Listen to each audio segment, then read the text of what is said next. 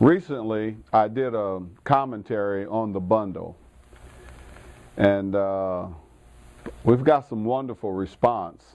Look for it. It's very pertinent on how perversion tries to come into our community and corrupt our family values and our moral clarity. And with all the children that's being abducted, today we're going to focus in on part of that bundle, but it's the bundle on our side on how we protect our children. And I want to get this into your mind. Protecting innocence means protect your children at all costs. It is your priority duty. Tip number one today is, as a parent, determine you will be an active and involved participant in the life of your child. Go to school. Go to your child's school. Whoever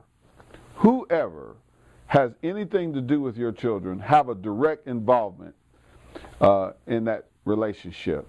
Predators seek to victimize children who are easy prey, who are alone, who have very little to no oversight, who are left to themselves, babysitters, church workers. You play an active role in your child's experience. That kind of accountability causes a predator to go find someone else.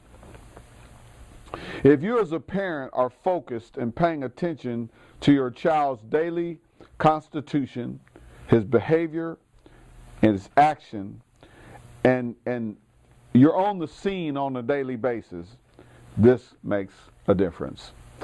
Take that tip and incorporate it into your life, and that is safety tip number one. Your child's protection is your number one duty.